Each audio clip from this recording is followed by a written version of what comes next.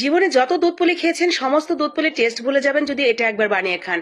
আমার বাচ্চারা সহ আমার হাজবেন্ড খেতে খুব পছন্দ করে সাবুদানার এই দুধ পুলিটা। এত বেশি মজার আর একদম তুলার মতো নরম তুলতুলে, মুখে দিলেই মিলিয়ে যাবে।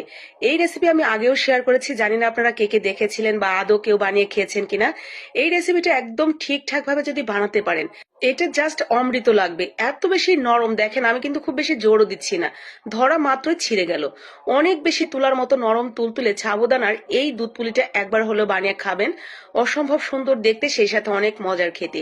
প্রথমেই আপনি যতটুকু সাবুদানা নিতে চান সেই অনুসারে সাবুদানা ভিজিয়ে রাখতে হবে, ঠিক এতটুকু চ্যাপচ্যাপা পানি দিয়ে। তো পানি আর অল্প একটু লবণ দিয়েছিলাম এখানে, আমি আমার উঠেনি, সামান্য একটু লবণ দিয়ে নিবেন, লবণ দিয়ে মেখে এটা রেখে দিবেন। তো পানিটা ঠিক এমন ভাবে দিবেন যাতে পানিটা ভিজে যাওয়ার পরও কিছুটা পানি নিচের দিকে রয়ে যায়। এরপরে এটা রেখে দিবেন প্রায় 15 থেকে 20 মিনিট। নিম্নে উপরে 1 ঘন্টা বা 2 ঘন্টা থাকলেও সমস্যা নেই, যত বেশি ভিজবে তত বেশি ভালো হবে। এরপরে সম্পূর্ণ যখন ভিজে যাবে তখন দেখবেন একদম নরম হয়ে গেছে, ভেতরে একটু দানা দানা থাকছে না। তখন সুন্দর করে হাত দিয়ে মেখে নেবেন, একটু ঘি দিয়ে মেখে একটা ডোর মতো বানিয়ে এক সাইডে রেখে দিলাম। এখানে আমি নিয়েছি একটা নারকেল, ভেতরে আমরা নারকেলের একটা পুর বানাবো, তো সেই নারকেলটা আমি কুড়িয়ে নিলাম। এখন দিয়ে দিচ্ছি অল্প একটু পানি, 1 কাপের মতো। তার মধ্যে দিয়ে দিলাম খেজুরের গুড়। আর এই খেজুরের গুড়টা কিন্তু আমি গত বছর শীতে ডিপ ফ্রিজে ফ্রোজেন করে রেখেছিলাম, তো সেখান থেকে বের করে আমি সারা বছর পিঠাপুলি বানিয়ে খাই। তো আমি জানি না আপনারা কেউ এভাবে রাখেন কিনা, তো আমি কিন্তু সারা বছরের জন্য এভাবে খেজুর গুড় রেখে দিই। তো সেই খেজুরের গুড়টা দিয়ে আমরা নারকেল কোড়া দিয়ে 2টা এলাচ দিয়ে সুন্দর করে নরম পাকের একটা পুর বানিয়ে এক সাইডে রেখে দিয়েছি। এই দিকে আমার সাবুদানার যে ডোটা ছিল সেটা আমি ভাগ ভাগ করে নিয়েছি, যেই কয়টা পুলি তৈরি করতে চাই। এরপরে দেখেন আমি কিভাবে করলাম। প্রথমে একটা বলের মতো বানিয়ে নিবেন, তো বলের মতো বানিয়ে হাতে একটু চ্যাপটা করে নিলেই হবে। এরপরে মাঝখানে নারকেলের পুরটা দিয়ে জাস্ট জয়েন করে দিলেই হয়ে যাবে। সামান্য একটু চাপ দিলেই এটা জয়েন্ট হয়ে যাবে, কারণ এগুলো তো একটু আঠালো আঠালো, খুলে যাওয়ার কোনো ভয় নেই। তো দেখেন হাতের তালুতে নিয়ে একটু চ্যাপটা করে পাতলা করে নেবেন। এরপরে জাস্ট মাঝখানে পুরটা দিয়ে এইভাবে সুন্দর একটা শেপ তৈরি করে নেবেন। তো এই তো হয়ে গেছে, সবগুলো আমি একইভাবে রেডি করে নিয়েছি। এখন এগুলোকে আমরা দুধের মধ্যে রান্না করে নেব।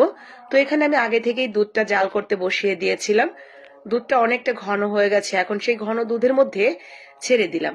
গরুর দুধ দিয়েই রান্না করার চেষ্টা করবেন, আর যদি পাউডার দুধ দিয়ে রান্না করেন তাহলে একটু ঘন করে গুলে নেবেন। স্বাদ মতো 1 চিমটি লবণ, 2টা এলাচ দিয়ে আমরা ছেড়ে দিলাম এইগুলো এখন দুধের মধ্যে। তো পুলিগুলো দুধের মধ্যে ছেড়ে দিয়ে প্রায় 10 মিনিটের মতো রান্না করে নেবেন অল্প আছে। ওলট পালট করে 10 মিনিটের মতো রান্না করে নেবেন, যতক্ষণ না পর্যন্ত এগুলো একদম কালার চেঞ্জ হয়ে একেবারে ট্রান্সপারেন্ট হয়ে যাচ্ছে। দেখে বোঝা যাবে যে এগুলোর ভিতরে আর একটাও সাদা সাদা নেই, আর একদম নরম তুলতুলে হয়ে যাবে। ঠিক তখন ভাববেন যে হ্যাঁ, এইটা আপনার সিদ্ধ হয়ে গেছে, ভেতরের পুরটা পর্যন্ত দেখা যাচ্ছে, দেখেছেন? তো ঠিক এরকম যখন হয়ে যাবে তখন দিয়ে দিবেন মিষ্টির জন্য চিনি। আপনি যদি গুড় দিয়ে রান্না করতে চান গুড়ও দিতে পারেন, তো আমি চিনি দিয়েই রান্না করছি। পরিমাণ মতো স্বাদ অনুযায়ী চিনি অ্যাড করে দিবেন। সিদ্ধ হওয়ার আগেই যদি চিনিটা অ্যাড করে দেন তাহলে কিন্তু এই সাবুদানাগুলো শক্ত হয়ে যাবে, তো শক্ত হয়ে যাবে আর এগুলো আর সিদ্ধও হবে না। তো এই ভুলটা করবেন না, অবশ্যই আগে সিদ্ধ করে নেবেন, এরপরে চিনি দিয়ে জাস্ট আর কিছুক্ষণ রান্না করে নামিয়ে নেবেন। ব্যাস, এত মজার এই সাবুদানার পুলিটা একবার হলো বানিয়ে দেখবেন যে সাবুদানার এই দুধ পুলিটা এত বেশি মজার লাগে, আপনি একবার খেলে বারবার খেতে চাইবেন। আমার বাচ্চারাও তো এটা খেতে খুব পছন্দ করে, ইভেন আমার হাজব্যান্ডও এটা খুবই পছন্দ করে খেতে। তো আজকে আমার বাচ্চাদের অনুরোধে এটা তৈরি করেছিলাম, ওরা বেশ এনজয় করে এই দুধ পুলিটা খেয়ে নিয়েছে। একদম নরম তুলতুলে তুলার মতো, দেখেন ধরা মাত্রই এগুলো ছিঁড়ে যাচ্ছে, আমি খুব বেশি জোরও দিচ্ছি না তবুও। তো ভালো লাগলে বানিয়ে নেবেন, লাইক কমেন্ট শেয়ার করে দিন যাতে সবাই দেখে বানিয়ে নিতে পারে।